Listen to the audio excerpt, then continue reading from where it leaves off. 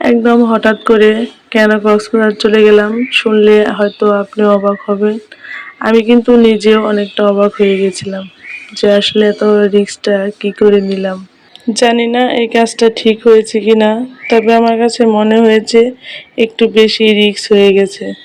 তো যাই হোক, কেন বা কী কারণে কক্সবাজার ঈদের দিন চলে গেলাম সেটা আপনাদের সাথে শেয়ার করব। তার আগে একটি কথা বলে নিই, যারা কিনা আমার ভিডিওটি দেখতেছেন এই মুহূর্তে তারা অবশ্যই একটা লাইক দিয়ে ভিডিওটি দেখা শুরু করবেন। আর যারা কিনা এখনও আমার চ্যানেলটাকে সাবস্ক্রাইব করেননি, প্লিজ তারা সবাই একটু আমার চ্যানেলটাকে সাবস্ক্রাইব করে দিবেন। আর আমার ভিডিওগুলো আপনাদের কাছে কেমন লাগে সুন্দর সুন্দর মতামত রেখে যাবেন। তবে সমস্যা নেই, যদি খারাপ লাগে সেটাও বলতে পারেন, জানাতে পারেন, আমি সংশোধন করার চেষ্টা করব। তো যাই হোক, এটা কিন্তু চট্টগ্রামের শহর, মেন শহর। আমরা হচ্ছে রাত 9টা কি 9:30 বাজে, তখন হচ্ছে চট্টগ্রাম শহরে। আসলে আমাদের কোনো আইডিয়াও নেই, প্লাস হচ্ছে আমাদের সিদ্ধান্তও ছিল না। ঈদের দিন নামাজ পড়ার পর বাচ্চা কাচ্চারা নানির বাড়ি চলে যায়। ওরা তো আসলে আগের দিনও নানু বাড়ি ছিল, ঈদের দিন সকালবেলা গিয়ে ওদেরকে নিয়ে আসা হয়েছে। তবে আমার সিদ্ধান্ত ছিল ঈদের দিন আমরা বাসায় ফিরবো, আর বাসায় ফিরে পরের দিন আমরা কিশোরগঞ্জ হাওরে যাব। তো যাই হোক, আমরা কিন্তু কক্সবাজারে একটা সুন্দর মোটামুটির মধ্যে একটা হোটেল ভাড়া করেছিলাম, এই তো ছোট্ট মোটো। আর যেহেতু ঈদের দিন ছিল সেই জন্য হচ্ছে আপনার লোকজন একটু কম ছিল। সেইগুলোও তো ভীষণ কাহিনী বলেন। আসলে চট্টগ্রাম থেকে যখন একটা লোককে জিজ্ঞেস করলাম যে আমরা কক্সবাজার যাব কোন রাস্তা, সে রাস্তা দেখিয়ে দিয়েছিল আর বলছিল যে এখন তো অনেক রাত হয়েছে, আপনারা কি এত রাতে যেতে পারবেন? তো যাই হোক, তারপরেও কেন জানি না ঈদের দিন ফাঁকা রাস্তা ছিল বিদায় মনে হলো যে চলে গেলাম।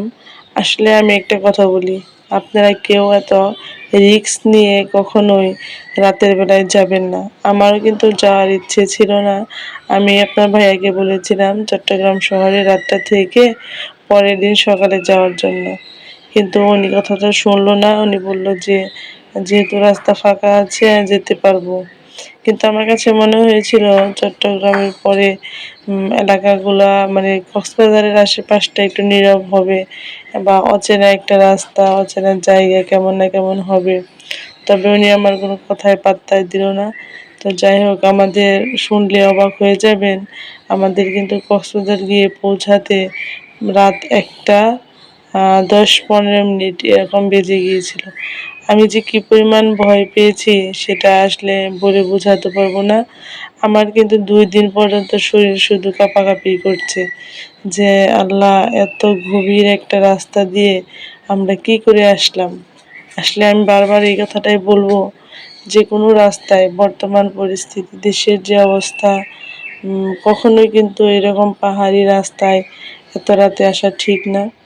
তো যাই হোক, এটা হচ্ছে ঝাউবন, মানে মানে কক্সবাজারের ঝাউবন দেখার জন্য কিন্তু অনেকে আগ্রহ করে থাকে। আর ঝাউবন দেখতে কিন্তু আমারও ভীষণ ভালো লাগে। অবশ্য আমি এখানে বেশ কিছু সময় ছিলাম, তবে এত পরিমাণ রোদ ছিল যে গরমে আর ভাল লাগতেছিল না, এজন্য খুব একটা সময় ছিলাম না। আরেকটা বিষয় কি জানেন, ঈদের দিন তো আমরা চলে গেছি এখানে, যাওয়ার একটা রাত একটা বেজে গেছে। তারপরে হচ্ছে খাওয়া দাওয়া করে একটু হোটেল খুঁজতে খুঁজতে প্রায় 3টা 3:30 বেজে গিয়েছিল। এর ভিতরেই কিন্তু মোটামুটি অনেক লোকজন আসা শুরু করে দিয়েছিল। তবে ঈদের পরের দিন বা তার পরের দিন এত পরিমাণ লোকজন আসছে যে কি আর বলবো। মনে হলো যে আমরা যদি ওই দিন রওনা দিতাম তাহলে মনে হয় যে পৌঁছাইতে পারতাম না, এরকম একটা পরিস্থিতি। তবে আজকের দিনটা দেখেন, একদম হালকা পাতলা কিছু মানুষ, মনে হচ্ছে এরাও আশেপাশে যারা থাকে তারা। তো যাই হোক, আল্লাহ বাঁচিয়েছে, এর জন্য হয়তো বা বেঁচে আছি, বা আল্লাহর দয়া ছিল বিদায় এত সুস্থ স্বাভাবিকভাবে ফিরে এসেছি। তবে আসার সময় ভুল করিনি, আসার সময় হচ্ছে আমরা কক্সবাজার থেকে টেকনাফ দিয়ে ঘুরে তারপরে একদম চট্টগ্রামের উদ্দেশ্যে রওনা হয়েছি। আর চট্টগ্রাম পৌঁছাতে আমাদের রাত 10টা বেজে গিয়েছিল। তবে চট্টগ্রাম রাতটা থেকে পরের দিন আমরা মানে মাগরিবের কিছুক্ষণ আগে বাসায় ফিরেছি। এটা সুন্দর ছিল, কারণ এত তাড়াহুড়া করার কোনো প্রয়োজন নেই আমি মনে করি। আর আমরা যেহেতু মোটর সাইকেলে গিয়েছি একটু রিস্কটাও বেশি হয়ে যায়। যদি দুইজন ছেলে মানুষ মোটর সাইকেলে যায় তাহলে কোনো সমস্যা নেই, কেন একজন একটু টায়ার্ড হলে আরেকজন একটু ড্রাইভ করতে পারে, কিন্তু আমাদের বিষয় এটা তো তা না, তাই না? তো যাই হোক, অনেক কথা বলে ফেললাম। আর আপনারা কে কে কক্সবাজারে গিয়েছেন অবশ্যই কমেন্ট করে জানাবেন। এটা ছিল আমার ফার্স্ট টাইম। এর আগেও অনেকবার নিয়ত করেছি যাব যাব বলে, আর যাওয়া হয়নি। আর যদিও গেলাম তবে কোনো সিদ্ধান্ত ছাড়া, হয়তো যদি মানে যাব এটা সিদ্ধান্ত থাকতো আর একটু প্রিপারেশন নিয়ে গুছিয়ে গেছে তারপরে যেতাম। আসলে একদম হঠাৎ করে আমরা যখন বাড়িতে তখন আমাদের দুপুর 2টা বাজে।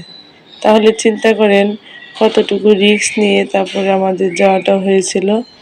তো তারপরেও আলহামদুলিল্লাহ আল্লাহর কাছে হাজার হাজার লাখ কোটি শুকরিয়া যে আমরা সুস্থভাবে ফিরে এসেছি। আরেকটা বিষয়, এই যে নৌকাগুলো দেখতেছেন, আমি তো শুনে অবাক হয়ে গেছি। এই এক একটা নৌকা তৈরি করতে নাকি 8 লাখ, 10 লাখ, 15 লক্ষ টাকা খরচ হয়।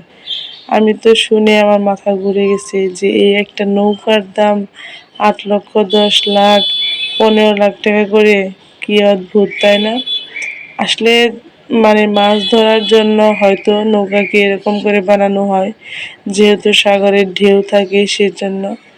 তবে টাকার পরিমাণটা কিন্তু বিশাল। তো যাই হোক, আমি এখানে দাঁড়িয়ে কিছু রিল বানাচ্ছিলাম। আর আপনার ভাইয়াকে ভিডিও করতে দিলে সে ভিডিও করতে গেলে শুধু আমাকেই ভিডিও করে। কি একটা জ্বালায় পড়েছি।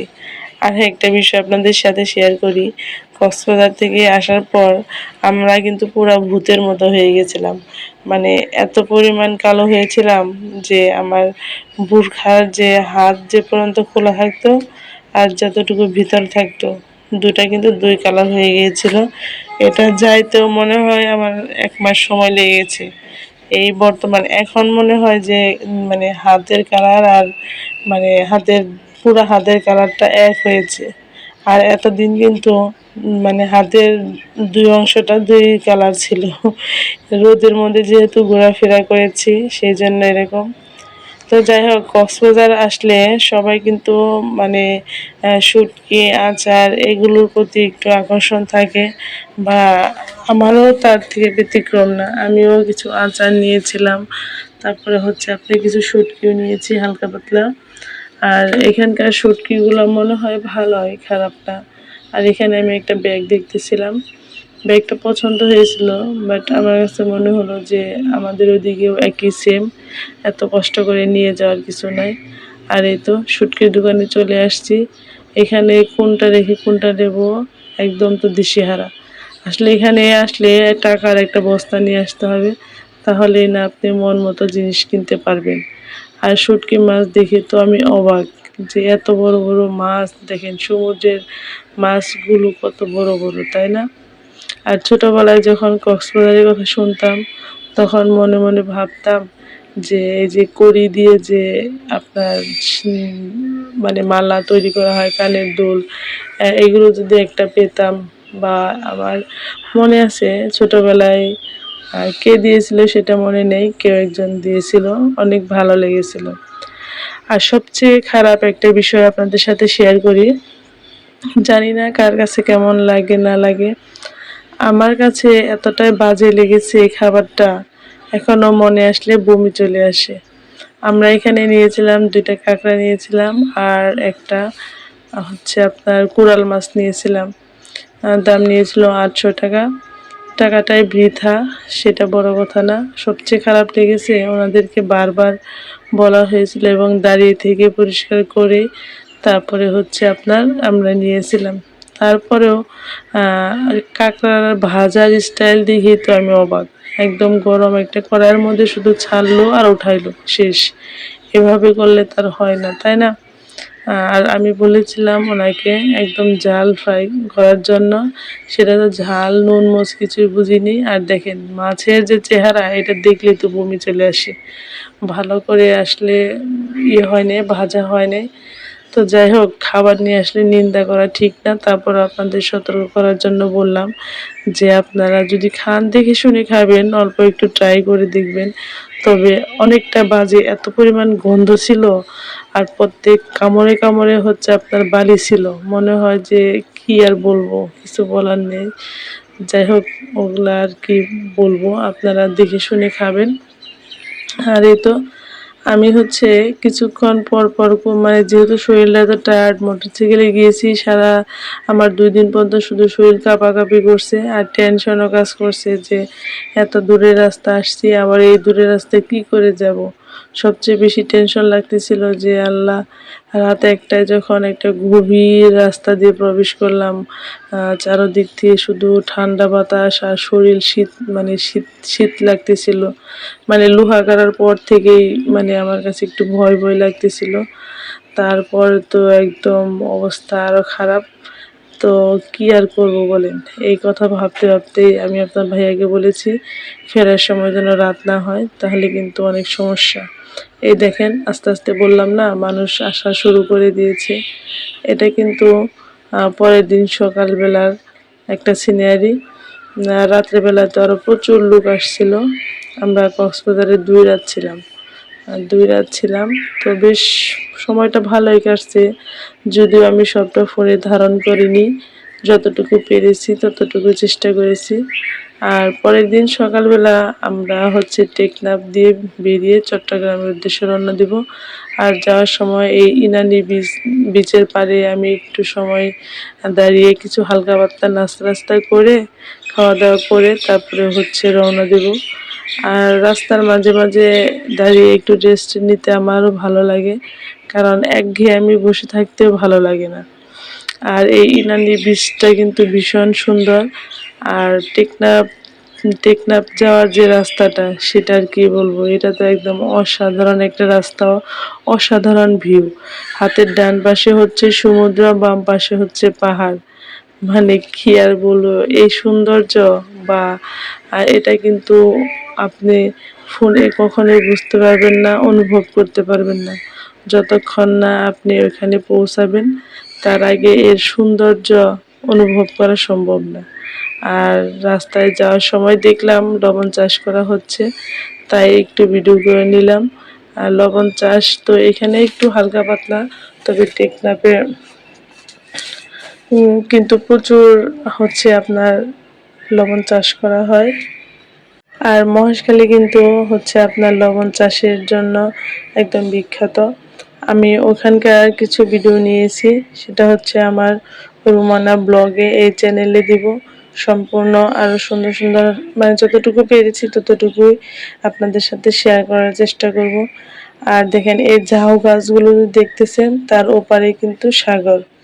আর এই তো লবণ। আরেকটা হাস্যকর বিষয় কি জানেন, আপনার ভাইয়া লবণ মুখে দিয়ে বলতেছে আল্লাহ কি তিতা। তো আমি তো বললাম আচ্ছা লবণ কি তিতা না মিষ্টি, এটা আবার কোন ধরনের কথা, লবণ তো তিতাই থাকে তাই না।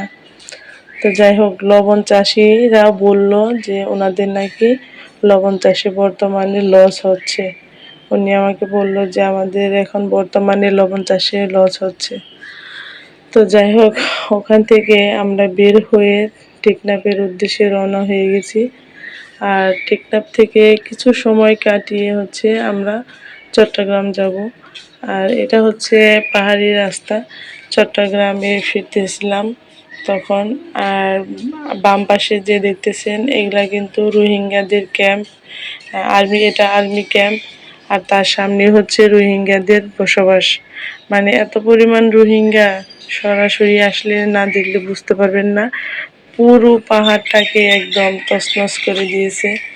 যাই হোক, যারা কিনা ধৈর্য ধরে আমার ভিডিওটি দেখলেন তাদেরকে অসংখ্য ধন্যবাদ। সবাই ভালো থাকবেন, সুস্থ থাকবেন।